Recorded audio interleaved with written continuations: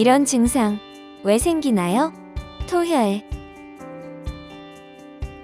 토혈은 식도, 위, 십이지장 등 상부 위장관에서 발생한 출혈이 구토 증상과 함께 입으로 역류하는 증상을 말합니다. 입안의 출혈이나 코피가 입으로 넘어온 경우, 호흡기계 출혈인 객혈은 토혈 증상으로 볼 수 없어 정확한 감별 진단이 필요합니다. 토혈은 보통은 선명한 붉은색이지만 위장관의 산과 효소에 의해서 변화되어 갈색이나 커피색으로 나타나는 경우도 있습니다. 토혈의 원인, 어떤 것들이 있을까요? 신물 올라옴, 속쓰림, 명치 쪽의 통증과 함께 피를 토했어요.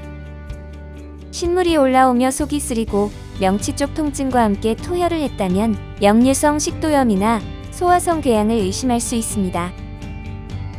상부 위장관계의 출혈은 50%에서 75% 정도가 위, 식도의 염증 또는 소화성 궤양에 의해 발생하는 것으로 알려져 있습니다. 역류성 식도염의 경우 주로 신물 올라옴, 속쓰림 등과 함께 소량의 피를 토하는 증상으로 나타나며 위 궤양, 십이지장 궤양 등 소화성 궤양이 원인일 경우 토혈의 양이 많아질 수 있습니다.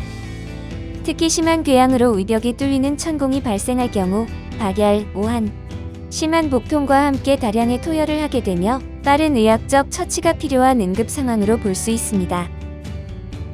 역류성 식도염이나 소화성 궤양의 경우 소화기내과에서 진료를 받을 수 있으며 장천공 등의 위급 상황일 경우 응급실 이송이 필요합니다. 술을 마시고 구토 중에 갑자기 피를 토했어요. 반복적인 음주 후 구토와 함께 피를 토했다면 말루리바이스 증후군을 의심할 수 있습니다.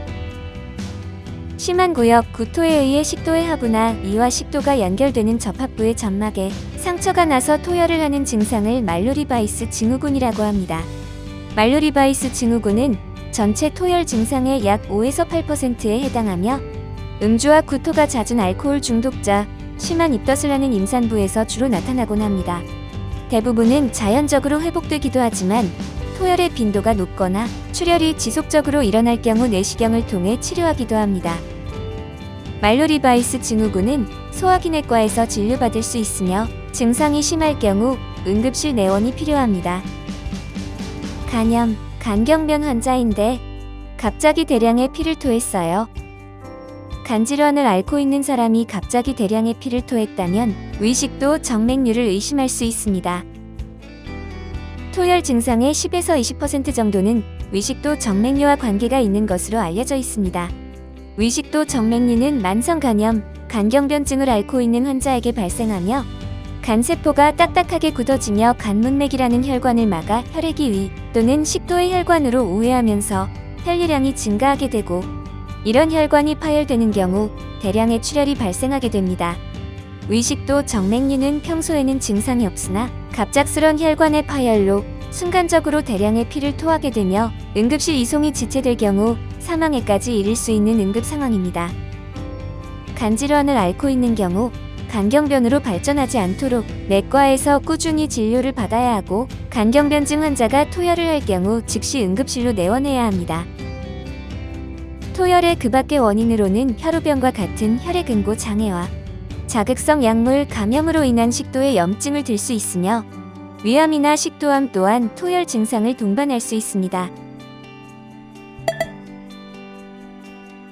토혈 증상이 있는 경우 그 자체로 응급 상황이라고 할 수 있습니다. 특히 혈압, 맥박, 체온, 호흡과 같은 중대한 활력 징후의 변화, 체중 감소, 복통, 흉통, 호흡곤란, 현기증을 동반하거나 이전에 대동맥 질환을 앓았던 사람이 토혈을 한다면 위험한 상황으로 즉시 응급실로 이송시키는 것이 필요합니다.